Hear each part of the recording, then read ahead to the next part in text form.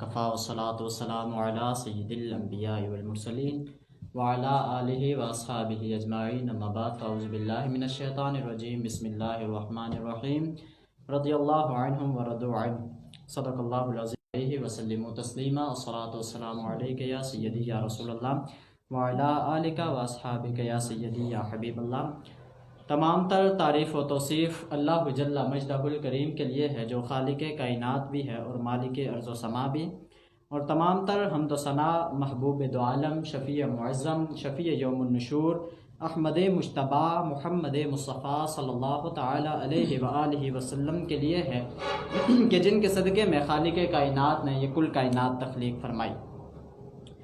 اللہ رب ذوالجلال کے فضل سے ایک مرتبہ پھر ہم موجود ہیں رمضان نور ایمان ٹرانسمیشن کے اندر، اور ہمارے ساتھ آج جو مہمان شخصیت موجود ہیں کسی بھی تعارف کی محتاج نہیں، بہت ہی خوبصورت شخصیت ہیں حضرت علامہ مولانا قاری محمد سرفراز احمد صدیقی صاحب۔ سب سے پہلے تو مشکور و ممنون ہوں کہ آپ نے وقت عنایت فرمایا۔ آپ کے ساتھ موجود ہیں قبلہ حافظ و قاری محمد نزاکت جلالی صاحب، آپ کا بھی مشکور و ممنون ہوں، آپ نے بھی وقت عنایت فرمایا۔ اللہ رب الجلال آپ کا آنا بھی قبول و منظور فرمائے۔ تو جیسا کہ آپ کو معلوم ہے کہ ہمارے موضوعات کی ترتیب جس طرح چلی آ رہی ہے، تو جو آج کا ہمارا موضوع ہے وہ حضرت عمر رضی اللہ تعالی عنہ کی ذات مبارکہ کے حوالے سے ہے، اور وہ صحابی ہیں کہ حضور علیہ الصلاۃ والسلام نے جن کے متعلق فرمایا کہ میرے بعد اگر کوئی نبی ہوتا تو وہ عمر ہوتا۔ تو اس روایت سے آپ اندازہ لگا سکتے ہیں کہ حضرت عمر مرتبے اور شان میں کس قدر حضور علیہ الصلاۃ والسلام کو محبوب تھے۔ تو آج کے اس پروگرام کی ابتدا حسب روایت جو طریقہ چلا آ رہا ہے اسی کو مد نظر رکھتے ہوئے اس پروگرام کی ابتدا ہم تلاوت کلام ربانی سے کریں گے، ساتھ ہی حضور علیہ الصلاۃ والسلام کے بارگاہ میں مدح سرائی۔ تو میں ملتمس ہوں، التماس کرتا ہوں حافظ نزاکت جلالی صاحب کو کہ آپ کلام ربانی سے اس ٹرانسمیشن کی ابتدا فرمائیں۔ اعوذ باللہ من الشیطان الرجیم، بسم اللہ الرحمن الرحیم، سبحان ربک رب العزت عما یصفون، وسلام علی المرسلین والحمد للہ رب العالمین، وسلام علی المرسلین والحمد للہ رب العالمین۔ صدق اللہ العظیم۔ صلی اللہ علیہ یا رسول اللہ، وسلم علیک یا حبیب اللہ۔ یہ وہ سچ ہے کہ جسے ایک جہاں مان گیا، یہ وہ سچ ہے کہ جسے ایک جہاں مان گیا، در پہ آیا یا در پہ آیا جو گدا بن کے وہ سلطان گیا، اس کے انداز نوازش پہ میں قربان گیا، نعمت بانٹتا جسم تے وہ ذیشان گیا،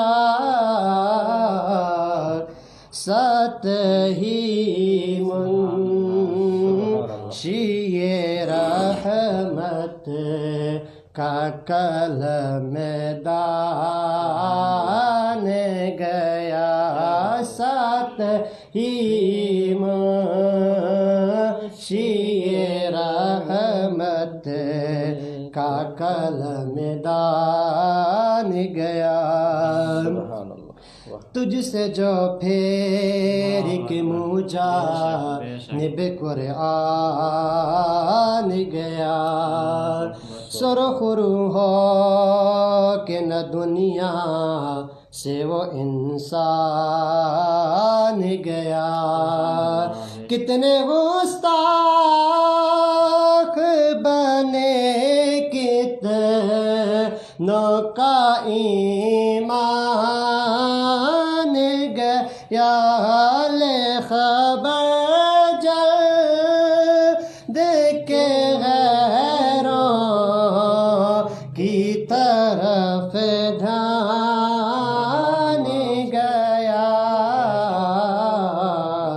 میرے مولا مولا میرے مولا میرے آقا تیرے قربان گیا. ماشاءاللہ ماشاءاللہ بہت ہی خوبصورت حسن انداز سے نعت رسول مقبول پیش فرما رہے تھے. اللہ رب ذوالجلال آپ کی آواز کے اندر مزید برکتوں کا اضافہ فرمائے. تو قبلہ علامہ صاحب ہم بلا تمہید ہی اپنے موضوع کی طرف آتے ہیں. تو جیسا کہ آپ کو معلوم ہے کہ آج کا جو ہمارا موضوع ہے وہ حضرت عمر رضی اللہ تعالی عنہ کے حوالے سے ہے. تو سب سے پہلے تو ہمارے لیے یہ ضروری ہے کہ ہم مقام عمر کو سمجھیں. تو آپ اس کی وضاحت فرما دیجئے کہ مقام عمر ہے کیا. بسم اللہ الرحمن الرحیم. سب سے پہلے تو میں آپ کو یہ خوبصورت جو آپ نے اقدام کیا ہے سوشل میڈیا کے ذریعے جو خاص کر جو ہمارے جوان حضرات ہیں ان تک یہ پیغام پہنچانے کے لیے آپ نے یہ خوبصورت قدم اٹھایا. اللہ پاک آپ کو اجر عظیم عطا فرمائے. حضرت عمر بن خطاب رضی اللہ تعالی عنہ آپ کا مقام اور مرتبہ اس سے بڑھ کے اور کیا ہو سکتا ہے کہ جو آپ نے تھوڑی دیر پہلے عرض کیا کہ حضور نے فرمایا کہ اگر میرے بعد کوئی نبی ہوتا تو وہ عمر ہوتا. اس سے بڑا اور مقام اور مرتبہ. اور پھر حضور دیکھیں کہ جتنے بھی صحابی ہیں حضور کے وہ مرید ہیں اور حضرت عمر بن خطاب رضی اللہ تعالی عنہ آپ مرید بھی ہیں اور حضور کی مراد بھی ہیں. یعنی اللہ تبارک و تعالی سے مانگ کر حضور صلی اللہ علیہ وسلم نے حضرت عمر بن خطاب رضی اللہ تعالی عنہ کو لیا. اور پھر جب حضرت عمر بن خطاب رضی اللہ تعالی عنہ آپ اسلام لائے آپ نے اسلام قبول کیا تو حضور نے نعرہ بلند کیا اور جو صحابہ وہاں موجود تھے انہوں نے اتنی بلند آواز سے اس نعرے کا جواب دیا. یعنی حضرت عمر بن خطاب رضی اللہ تعالی عنہ آپ کا اسلام لانا اسلام کے لیے اتنی تقویت بخشی اسلام کو کہ آپ اتنی قوت سے انہوں نے نعرہ لگایا کہ مکے کی جو فضائیں تھیں وہ نعرہ تکبیر کی آواز سے گونج اٹھی. یہ حضرت عمر بن خطاب رضی اللہ تعالی عنہ آپ کی یہ فضیلت ہے. اور جب آپ اسلام لائے تو اس وقت آپ نے حضور کی بارگاہ میں عرض کی کہ کیا ہم حق پہ نہیں ہیں کہ ہم سرعام اللہ کی عبادت کریں. تو پھر اس وقت کیونکہ آپ کی جو جب آپ اسلام لائے تھے تو اس وقت جو تعداد 40 ہوئی مسلمانوں کی تو 2 صفیں بنی. پھر جب آپ حرم شریف میں عبادت کے لیے تشریف لائے ایک صف کے آگے حضرت امیر حمزہ تھے اور ایک صف کے آگے حضرت عمر بن خطاب تھے. اور حضرت عمر بن کیا تو آپ خود جا کر لوگوں کے گھروں میں دستک دے کر ان کو یہ بتا رہے ہیں کہ میں نے اسلام قبول کر لیا میں نے اسلام قبول کر لیا ہے. کہ جب کوئی کمزور اسلام قبول کرتا تو اس کو سزا دی جاتی. تو حضرت عمر بن خطاب نے جب اسلام قبول کیا تو آپ خود جا کر لوگوں کے گھروں میں بتا رہے ہیں کہ میں نے اسلام قبول کر لیا ہے میں حضور کا غلام بن چکا ہوں. اور حضرت عمر بن خطاب رضی اللہ تعالی عنہ یہ تو حضرت عمر بن خطاب رضی اللہ تعالی عنہ کے ابتدائی دور تھا جب آپ اسلام لائے. اس کے بعد حضور نبی پاک صلی اللہ علیہ وسلم کے ساتھ جو حضرت عمر بن خطاب رضی اللہ تعالیٰ عنہ آپ کی محبت تھی کہ وہ ایک یہودی کا واقعہ بڑا مشہور ہے کہ جب وہ حضور پاک کی خدمت میں حاضر ہوا اور ساتھ کیونکہ جب مکے میں تھے نا تو مکے میں 2 طرح کے لوگ تھے. یا مسلمان تھے یا کافر تھے، اسی طرح کے لوگ تھے. لیکن جب مدینہ طیبہ میں گئے تو وہاں مسلمان بھی تھے، کافر بھی تھے اور منافق بھی تھے. تو وہ اپنا فیصلہ لے کر حضور کی بارگاہ میں گئے. اس نے سارا ماجرا حضور کی بارگاہ میں عرض کیا تو حضور نے اس یہودی کے حق میں فیصلہ دے دیا. جب حضور نے فیصلہ دے دیا تو اس نے کہا کہ اس جو منافق تھا اس نے کہا کہ میں نے فیصلہ نہیں ماننا، میں یہ فیصلہ حضرت عمر سے کرواؤں گا. آپ کی بارگاہ میں گئے، جا کے سارا ماجرا وہ انہوں نے بیان کیا. تو اس کے بعد پھر وہ جو یہودی تھا اس نے کہا کہ یہ جو فیصلہ ہے، اس نے پہلے کہا کہ یہ جو فیصلہ ہے یہ فیصلہ حضور میرے حق میں کر چکے ہیں. جب اس نے یہ بات کی تو پھر حضرت عمر بن خطاب نے اس منافق سے پوچھا کہ کیا واقعی وہ حضور اس کے حق میں فیصلہ کر چکے ہیں؟ تو اس نے کہا ہاں. اس نے کہا ٹھہریے میں آتا ہوں اور اس کا میں فیصلہ کرتا ہوں. حضرت عمر بن خطاب گئے اور جا کر تلوار لی اور اس کا سر قلم کر دیا.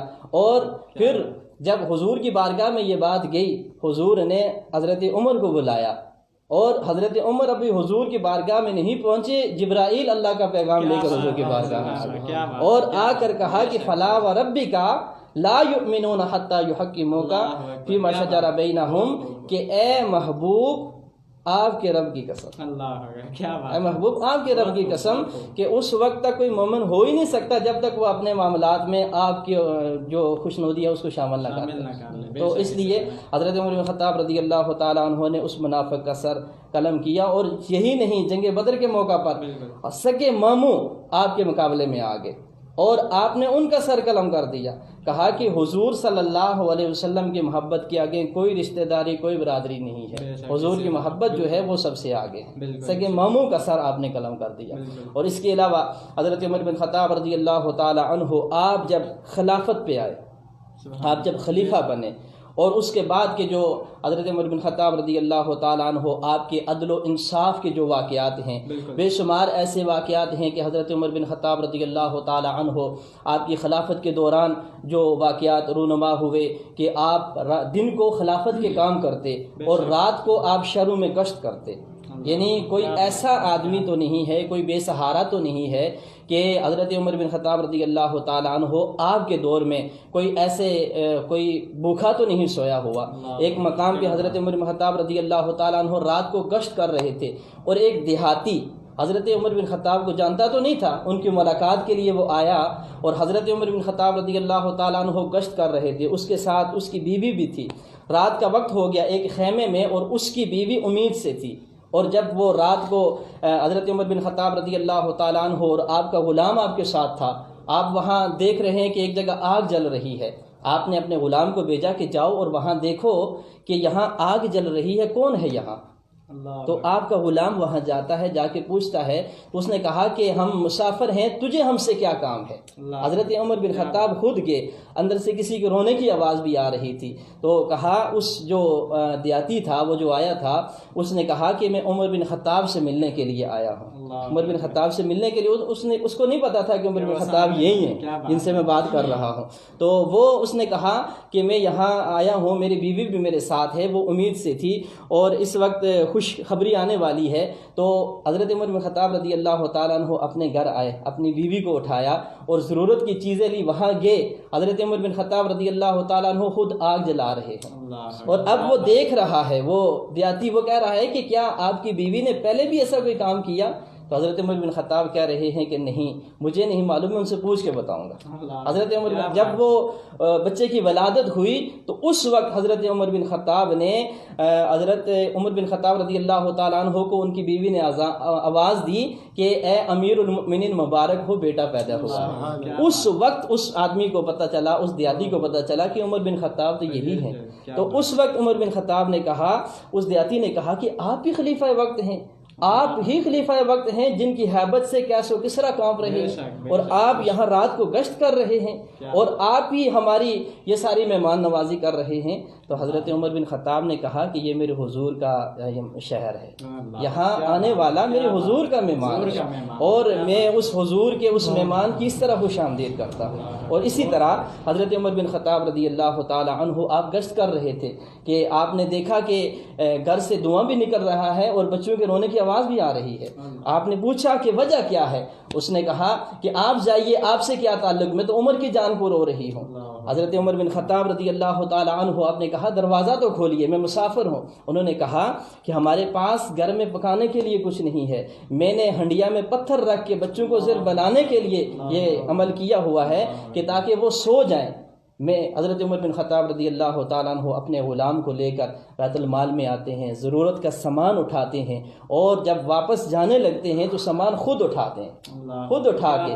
آپ کا غلام جو آپ کے ساتھ تھا اس نے کہا حضور میں سامان اٹھا لیتا ہوں۔ اس نے کہا نہیں، یہ بوجھ جو ہے اس دنیا میں ہی مجھے اٹھا لینے دے، قیامت میں بڑا مشکل ہوگا۔ آپ وہ سامان اٹھا کر ان کے گھر لے کے جاتے ہیں، اور عمر بن خطاب رضی اللہ تعالیٰ عنہ ان کے گھر تک وہ سامان پہنچاتے ہیں۔ اور حضرت عمر بن خطاب رضی اللہ تعالی عنہ آپ کی جو حکومت تھی صرف انسانوں پہ نہیں تھی، ہوا پہ بھی آپ کی حکومت تھی، آگ پہ بھی، پانی پہ بھی، زمین پہ بھی، ہر چیز پہ عدل تھا نا، انصاف تھا۔ اور عمر بن خطاب رضی اللہ تعالی عنہ نے یہ فرمایا تھا کہ اگر 22 لاکھ مربع میل کے آپ حکمران تھے، کہا کہ اگر دریائے دجلہ کے کنارے ایک بکری کا بچہ بھی پیاسا مر گیا نا تو اس کے بارے میں مجھ سے پوچھا جائے گا۔ تو اس لیے حضرت عمر بن خطاب رضی اللہ تعالی عنہ 22 لاکھ مربع میل پر آپ نے حکمرانی کی۔ اور ایک مرتبہ ایک بڑھیا جا رہی تھی، اس کا تیل گر گیا، مٹی پہ حکومت کیسے کہ وہ جا رہی تھی، اس کا تیل گر گیا، تو وہ حضرت عمر بن خطاب کی بارگاہ میں آئی، کہا میرا مالک بڑا سخت ہے۔ حضرت عمر بن خطاب نے مٹی سے کہا کہ اے زمین، کیا میں نے تیرے اوپر انصاف نہیں کیا؟ اس کا تیل واپس کر دے۔ مٹی نے وہ تیل، جذب کیا ہوا تیل واپس کر دیا۔ اور اسی طرح حضرت عمر بن خطاب رضی اللہ تعالیٰ عنہ دریائے نیل، مصر کے گورنر نے لکھا کہ جب تک ایک نوجوان لڑکی تیار کر کے اس کے سپرد نہ کی جائے وہ چلتا ہی نہیں ہے۔ جب حضرت عمر تک یہ پیغام پہنچا تو آپ نے ایک خط لکھا دریائے نیل کے نام، کہا کہ اگر تو اپنی مرضی سے چلتا ہے تو نہ چل، تیری کوئی ضرورت نہیں ہے۔ یہ حضرت عمر بن خطاب نے اس نیل کی طرف خط لکھا کہ اگر تو اپنی مرضی سے چلتا ہے تو تیری کوئی ضرورت نہیں ہے، اگر تو اللہ کے حکم پہ چلتا ہے۔ اور پھر نیل ایسا چلا کہ ابھی تک رکا ہی نہیں۔ اور حضرت ساریہ، آپ نہاوند میں ایک جنگ میں شریک تھے، حضرت عمر جمعے کا خطبہ دے رہے تھے، اور خطبہ دیتے ہوئے آپ نے ایک ایسا جملہ کہا یا ساریہ الی الجبل، اے ساریہ پہاڑ کی طرف ہو جا۔ 1 مہینے کے بعد وہاں سے بندہ آیا اور اس نے بتایا کہ ہمیں فتح نصیب ہوئی ہے۔ کہا کہ ہم دوسری طرف جا رہے تھے اور آواز آئی کہ پہاڑ کی طرف ہو جا، ہم پہاڑ کی طرف ہوئے، اللہ نے ہمیں فتح نصیب فرمایا۔ ہوا پہ بھی آگ کی حکومت تھی، آگ پہ بھی آگ کی حکومت تھی۔ آگ جب بہت تیز ہو گئی تو آپ نے حضرت تمیم داری کو اپنی کملی دی کہ جاؤ اور جا کے اسے کہو کہ چلی جائے۔ حضرت تمیم داری حضرت عمر بن خطاب کی چادر لے کر اس آگ کو ایسے کر رہے ہیں، وہ آگ واپس ختم ہوا۔ یعنی ہر چیز پہ حضرت عمر بن خطاب رضی اللہ تعالی عنہ آپ کی حکومت تھی، یہ آپ کا عدل و انصاف تھا۔ حضرت عمر بن خطاب رضی اللہ تعالی عنہ آپ کی جو ذات مبارکہ ہے، حضور نبی پاک صلی اللہ علیہ وسلم نے فرمایا کہ حضرت عمر کی شان اگر حضرت جبرائیل 950 سال تک بیان کرتے رہیں تو ان کی جو شان ہے وہ بیان نہیں ہوگی۔ کیا بات ہے، بہت خوب، بہت خوب۔ یہ حضرت عمر بن خطاب رضی اللہ تعالیٰ عنہ مراد رسول بھی ہیں اور حضور کی مراد بھی۔ کیا بات ہے، بہت ہی خوبصورت طریقے سے آپ نے یہ بیان کیا۔ علامہ صاحب ایک چیز میں یہاں سے لینا چاہوں گا، آپ سے لینا چاہوں گا کہ آج کل چونکہ فتنے کا دور ہے اور کچھ ایسے گروہ نکل چکے ہیں جو نہ جانے خلفائے اربع میں آپس میں وہ درجہ بندی کرنا شروع ہو گئے، تو اس میں آپ کس نظریے سے دیکھتے ہیں، کس نظر سے آپ دیکھتے ہیں یہ جو لوگ اٹھ کے کبھی کہتے ہیں کہ جناب حضرت علی کا پہلا نمبر ہے، کبھی کہتے ہیں حضرت عثمان کا یا حضرت عمر کا، وہ اس طرح باتیں کرتے ہیں، تو اس حوالے سے آپ حضرت عمر کے جو مقام ہے، جو ان کو خلافت ثانیہ حاصل ہوئی حضور علیہ الصلوۃ والسلام کے بعد حضرت ابوبکر صدیق، پھر ان کے بعد حضرت عمر خلیفہ بنے، تو ان کی خلافت کے حوالے سے کیا یہ قوی طور پر موجود ہے کہ حضرت عمر ہی خلیفہ تھے یا یہ بعد والے لوگوں کے اعتراضات ان کی؟ یہ حضور اپنی ظاہری حیات کے اندر بھی فیصلہ کر گئے تھے کہ حضرت سیدنا صدیق اکبر رضی اللہ تعالی عنہ کو حضور نے اپنا مسلح عطا فرمایا۔ 17 نمازیں حضور کی ظاہری حیات کے اندر حضرت سیدنا صدیق اکبر رضی اللہ تعالی عنہ آپ نے پڑھائی، اور حضرت سیدنا صدیق اکبر نے ہی حضرت عمر بن خطاب رضی اللہ تعالی عنہ کو اپنا نائب مقرر کیا تھا، اس کے بعد خلافت ان کے سپرد کی تھی۔